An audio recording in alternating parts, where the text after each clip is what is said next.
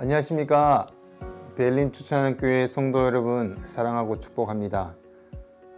어떻게 지내십니까?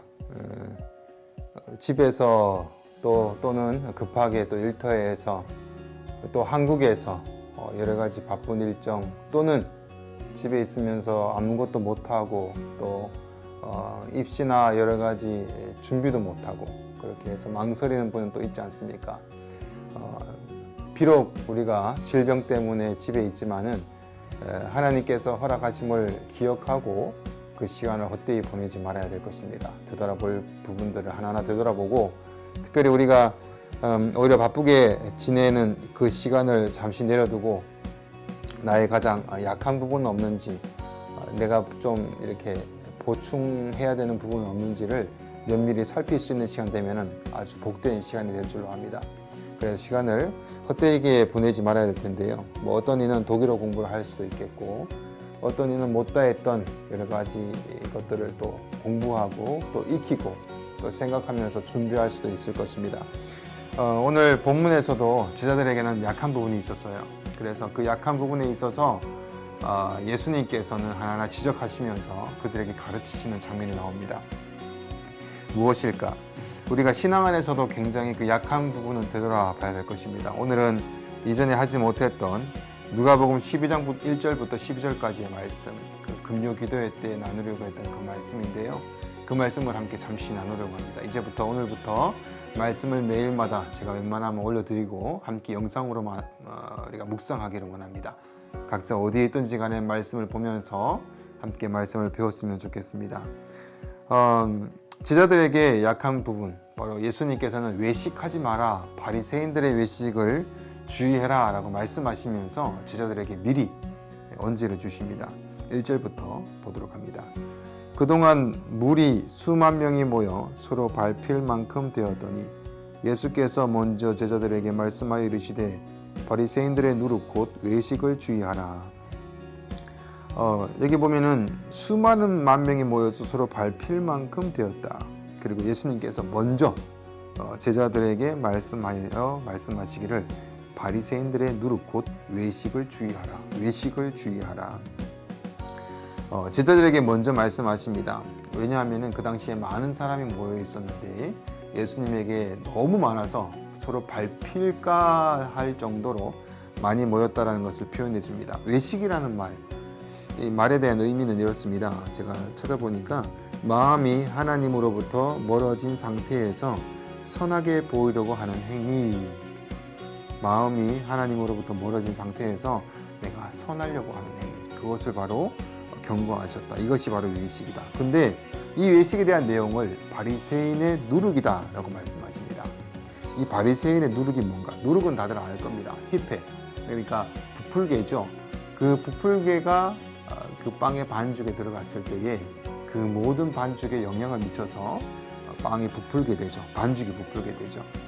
이것은 뭐냐면 작은 누룩이 들어가서 그 빵 반죽 전체에 영향을 미친다라는 거죠. 아주 작은 양이지만 전체에 영향을 미친다. 이것은 바로 이 작은 죄악이라 할지라도 큰 그 환경에 영향을 미친다라는 의미가 되겠는데 바로 이 바리새인들의 누룩, 바리새인들의 그 누룩, 바리새인들의 그 외식은 바로 그 사회에 들어가서 전염시키고 오염시킨다. 지금 코로나 같은 현상이죠. 작은 눈에 보이지 않는 작은 바이러스가 들어가서 아주 큰 이 파장을 일으킨다. 바리새인들의 누룩이 그와 같다라고 말씀하십니다. 결국 전체를 잘못된 길로 인도할 수 있다라는 것입니다. 2장과 3절 말씀 볼까요? 2절과 3절 감추인 것이 드러나지 않을 것이 없고 숨긴 것이 알려지지 않을 것이 없나니 이러므로 너희가 어두운 데서 말한 모든 것이 광명한 데서 들리고 너희가 골방에서 귀에 대고 말한 것이 지붕 위에서 전파되리라. 어떤 사람의 행동이나 태도를 감출 때에 그 사람이 내가 어떠한 행동이나 말에 대한 그런 태도나 자세 있지 않습니까? 그것과 속이 다를 수가 있죠. 나는 어떤 의도로 말했지만 다른 생각을 가질 수가 있습니다. 그랬을 때에 바로 외식이 나타난다라고 합니다. 그러면 언젠가 모든 것이 드러나게 된다. 분명히 숨길 수가 없다라는 내용이죠. 그래서 만천하에 드러난다. 드러난다라는 단어가 성경에서 나올 때는 항상 최후의 심판 때를 또 말씀하기도 합니다. 결국은 다 드러날 것이다 라는 것입니다. 얼마나 부끄러울까요? 내가 외식했던 것, 내가 하나님 외에 선하게 보이려고 했던 여러 가지 것들이 결국 나중에는 다 드러나게 될 것이다. 4절과 5절 말씀 또 봅니다. 내가 내 친구 너희에게 말하노니 몸을 죽이고 그 후에 능히 더 못하는 자들을 두려워하지 말라. 마땅히 두려워할 자를 내가 너희에게 보이리니 곧 죽인 후에 또한 지옥에 던져 놓는 권세 있는 그를 두려워하라. 내가 참으로 너희에게 이르노니 그를 두려워하라. 제자들에게 친구들아 이렇게 부릅니다. 예수님께서 제자들을 친구들아라고 부르실 때는 신뢰를 의미합니다. 따뜻하죠. 예수님이 나를 친구들아라고 하시면서 나를 믿어주고 신뢰해 준다면 얼마나 좋을까요? 이 4절과 5절 말씀은 그래서 따뜻한 말씀입니다.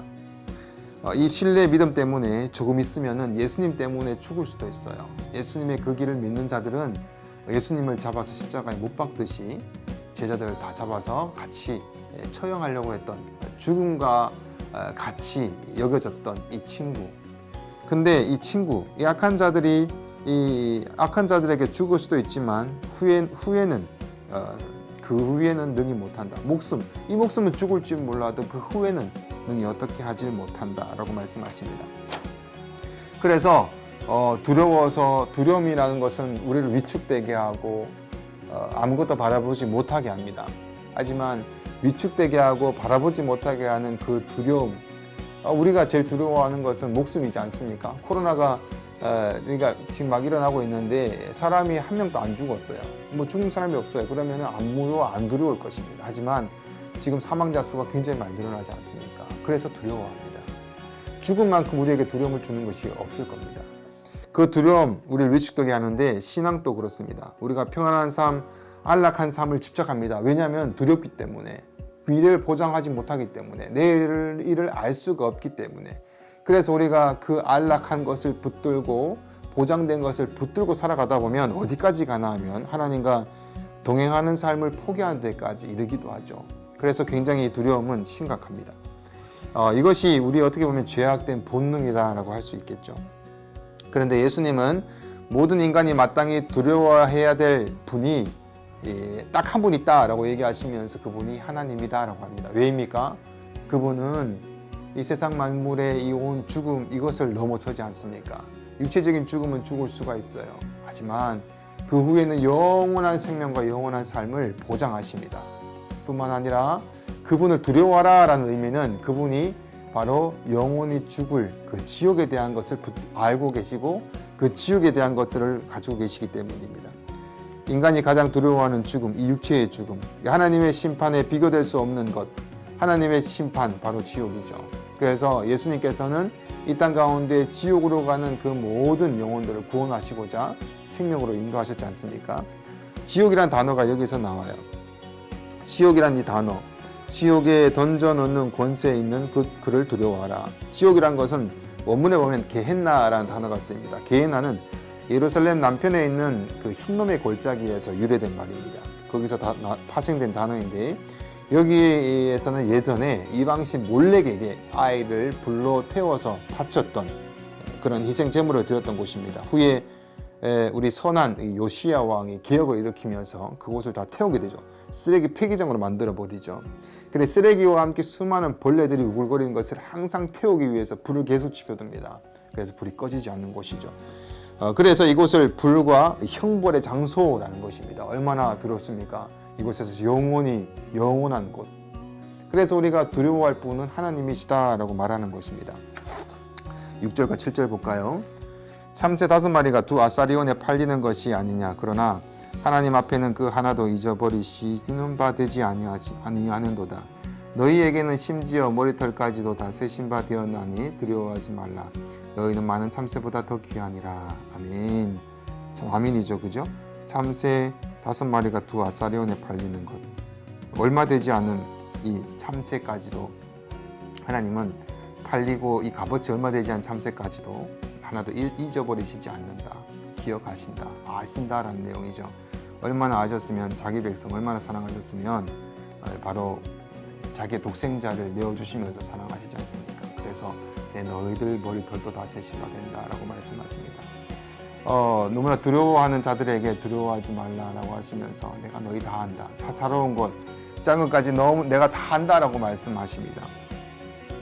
자기 백성들을 극진히 사랑하셔서 하시는 말씀입니다.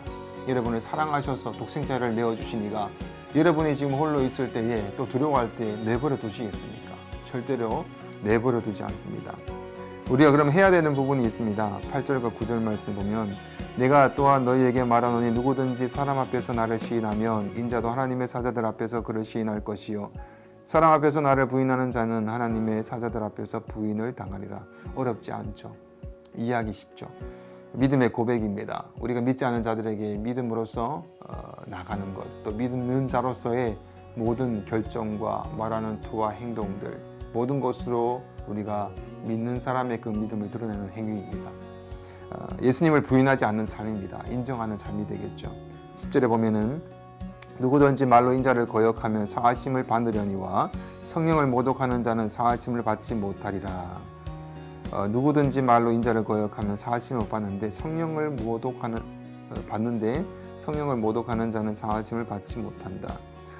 우리가 예수님을 믿을 때에 그 믿음에 대해서 우리가 회개케 하시고 믿게 하시는 이는 성령님이십니다. 근데 우리를 회개케 하시는 그 성령님의 그 요청과 그 마음을 주심을 거부한다면 용서함을 받지 못하죠.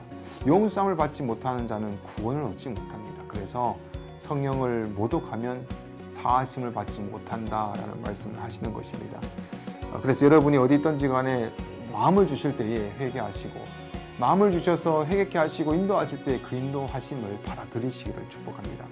11절과 12절 말씀 사람이 너희를 회당에서 위정자나 권세 있는 자 앞에 끌고 가거든 어떻게 무엇으로 대답하여 무엇으로 말할까 염려하지 말라. 마땅히 할 말을 성령이 곧 그때에 너희에게 가르치시리라 하시니라. 제자들이 끌려갔어요. 위정자나 또는 권세 있는 자 앞에 끌고 갔을 때에 두렵죠. 한마디 말로써 목숨이 왔다 갔다 할 수도 있어요. 지금으로 따진다면 우리가 한마디 말로써 수많은 돈들이 왔다 갔다 할 수도 있고 내 직장의 여러 가지 위치가 바뀔 수도 있어요. 내 앞으로 삶의 보장이 안 될 수도 있는 여러 가지 심각한 상황이 올 수도 있습니다. 이런 상황 앞에서 그 앞에 섰을 때 두려워하지 말라. 어떻게 무엇으로 대답하면서 말할까 염려하지 말라고 합니다. 어떻게 말할지 알려주신다. 착각하면 안 되는 부분이 뭐냐면요. 이때 그러면 나는 그냥 하나님께서 말하시는 대로 마음대로 말하면 되겠네라고 말하는데요. 아닙니다. 준비가 되어 있어야 됩니다. 그런 얘기는 없지만 지금 이 장면 자체가 예수님께서 바리새인들의 외식을 주의하라라고 말씀하시면서 제자들을 가르치고 준비시키는 장면입니다. 그러면 우리도 어디에 있든지 간에 지금 홀로 있든지 간에 준비할 수 있는 시간이 있어야 된다는 것입니다. 말씀으로 준비되고 복음으로 준비되었을 때에 하나님께서 어디로 보내시고 어디로 인도하실 때에 어떤 일을 닥칠 때에도 네가 할 말을 깨닫게 하시고 드러나게 하시고 기억나게 하실 것이다 라고 말씀하시는 거예요. 굉장히 큰 위로의 말씀이죠. 여러분 지금 답답하다고 생각하지 마시고 절호의 찬스요 절호의 준비할 수 있는 기회라 생각하시면서 이 귀한 시간을 복되게 보내시기를 바랍니다.